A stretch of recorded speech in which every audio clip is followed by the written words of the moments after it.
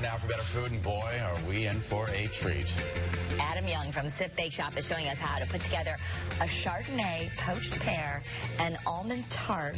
And before you go, oh no, you say that we can learn. These are simple steps. We're going to break it down, and people could do this and really wow their guests. Absolutely, and you can even break this down into portions, so you don't necessarily have to make the poached pear tart. You can certainly serve the poached pears as they are, as a dessert by themselves. Okay. Cut them up and put them in a salad, you know, and it's very, very, this portion of the dessert is very forgiving. So basically what we're going to do, we're going to start off with selecting a pear that is relatively firm and can withstand cooking, not only once in the poaching liquid, but again in the tart. Is that a red Bosque? This is actually, what kind of pear is this?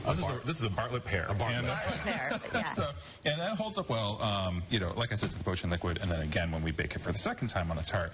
But it does take a little bit of preparation, so I'm actually going to show you how to do one of these, and then we can get both of these into the poaching liquid. All right. So what you want to do is nice long peels all the way down. What you don't want to do, and this is like, you know, at the bakery you call this like a rookie mistake. You know, you kind of peel a little down here, then peel some up there, and then so when you know you're displaying the pear, you can see all those peels. You want to have long.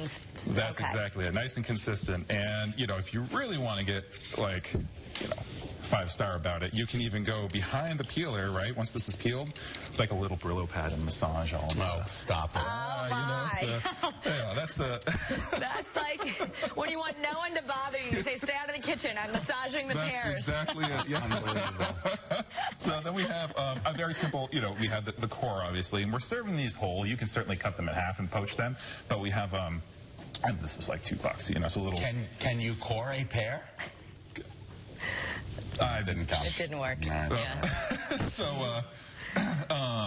basically we're going to shove this right up the, you know, to get the seeds out. Is that the same thing? Is that an apple core too? It is exactly an apple core. Okay, so if you have one for an apple, it'll work for a pear. Oh, certainly. So, and the pears tend to be a little more tender than an apple and easier to work with. So we've released it, right, spinning around. You got to stick a little paring knife in here, twist, and pull it out. So you're left with, you know, a cavity in here. So this takes, it removes the seeds, and it allows the poaching liquid.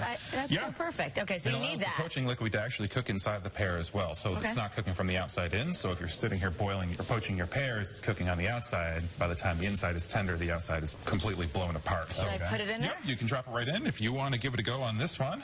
Okay. We'll get all the tools ready for you. Okay. So while Scott's peeling a little or something, we've got about 3 minutes left to start that. Yeah, so what I'll do is the other portion of this, there's a Brillo pad right behind you, Scott. Just work on that. We're going to work on the tart now. So basically we have our pie crust here, and you know, I think the biggest thing that everyone struggles with at home is, why does my pie crust when I bake it fall, or you know, droop inside the tart pan or crust or pie pan or whatnot? And the reason for that is gluten is kind of the enemy. Gluten is what creates the elasticity in your dough, and that is, you know, as you're baking, if there's too much gluten in your pie dough or your tart crust, then it will, as the heat applies. Or gluten. Can I just ask, does that mean nowadays they probably have gluten-free pie crust? Does that mean they're easier to work with? Well, not necessarily. Gluten-free pie crust, where it doesn't have that wheat protein in it, actually really has a very, very little elasticity. Okay. And that will become very brittle. Just want to give you, we have about 2 minutes. 2 minutes, you got it. So, super thin, right? Not a lot of manipulation here. You're not seeing me like knead the daylights out of this. So we're literally going to pick this up. And lay it on top of that. Lay it into the tart shell. Okay. And then what's important here is you really want to tuck it into the edges. Okay. Okay? So if you want to go ahead and finish that, use your thumbs to really push it into the edge, and that'll kind of keep that from... from shrinking to... Exactly. All right. And then you're going to take the rolling pin, you're going to roll it right over the top of this, and that's also going to kind of push a little bit of the residual dough down. Okay. Help it prevent the shrinkage during baking. So, all right. You want me to just roll right over the top there? How'd I do? I think that's fantastic. That's pretty good, right? That's very, I mean, I did a pretty good job over here. Michelin star restaurant worthy, certainly. So all right, now we're going to peel this off? That's exactly it.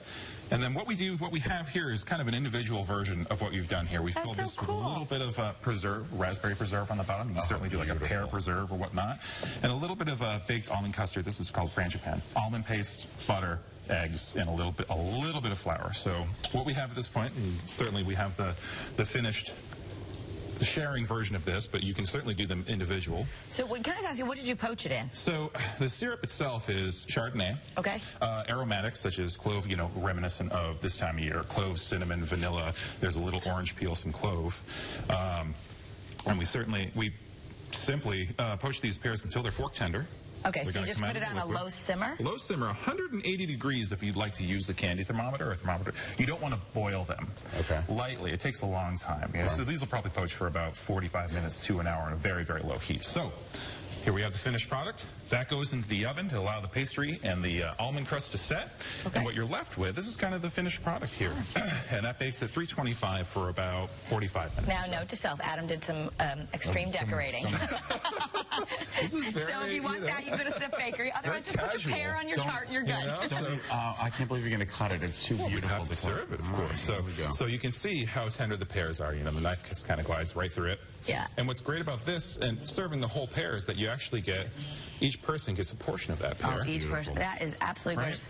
And we want people to know that you can either take Adam's tips or you are taking orders for Thanksgiving. And if you really want to wow your guests, you're going to someone else's house for Thanksgiving, you show up with this. Pretty incredible. So order from Sift Bakery right in Mystic. Thank you, Adam. Of course. Thank you for having me. Or two, head to Sift Bake Shop on Water Street in Mystic. The website siftbakeshopmystic.com.